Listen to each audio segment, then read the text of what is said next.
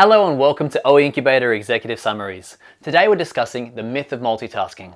This book, released in 2008 by author Dave Crenshaw, talks about how doing everything at the same time will actually hurt your business, as well as giving practical steps on how you can maintain your focus during the day.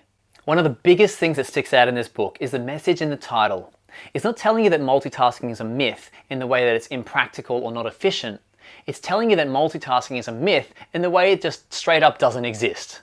This is the kind of jarring concept at first, but let's go a little deeper into this. What we refer to as multitasking is more accurately described as switch tasking. We're not doing several things at once, we're bouncing between doing several things, each individually, consecutively. It feels like we're multitasking because we switch between our actual tasks so quickly and so easily. However, that doesn't make us skilled at multitasking, it just makes us bad at single tasking. Our prefrontal cortex is in charge of handling conscious actions in the mind, and if we keep on one specific task for a long period of time, both halves of the brain are working in tandem to achieve a desired result. However, if we try and handle a second task during this, our brain splits its attention in half, and the cumulative momentum you built up on one task as you get into the zone logically or creatively is lost. So now you're devoting more time to one project than the other, and both projects suffer as a result. The brain is neatly organized into two halves, and if we have two tasks, the brain will split evenly and do its best to try and handle these. But if you throw in a third task, things will start to get really messy, as your natural segmentation is now conflicted as well. You run at lower levels of efficiency when you are split between two tasks, and for each task you add on, the loss increases further. Switch tasking means you lose a lot of productivity, and it should be completely avoided. There are two primary types of switches: active switches and passive switches. Active switches are the switches you personally choose to do and then act upon. For example, if you're in an important business call and decide to read your emails while you listen in. Passive switches are the switches influenced upon you by your external environment and are generally a lot harder to control. You're plugging away at your customer database, analyzing for trends, and then you get a phone call. It's Dave, and he's having problems with his computer. And worse, someone stole his sandwich. And that was a good sandwich.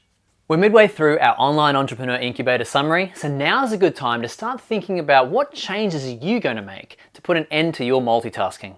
Let us know by dropping a comment below. So, dealing with active switches and getting less of them is a matter of discipline and staying focused. But you can't really control your external environment at every single second of the day. So here's two things you can do to minimize the effects of passive switching. Firstly, schedule ongoing and recurring meetings with people you collaborate with commonly.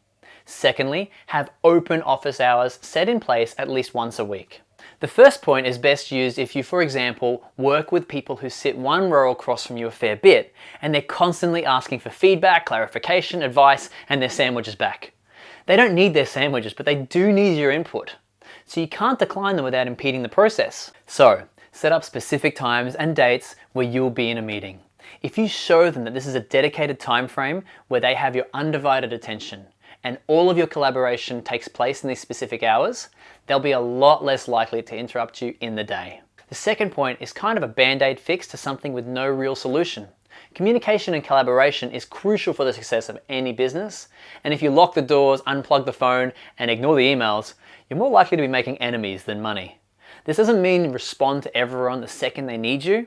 It means ignore them at specific times and be clever about it. If you have an allocated time period where you can expect to be getting people to interrupt you, calling you, asking for input, then you can condense a lot of these problems and work on the solutions during this time, leaving the rest of your work week uninterrupted. Enforcing this is as easy as setting up an automatic responder with your open office hours and letting this practice become known over time.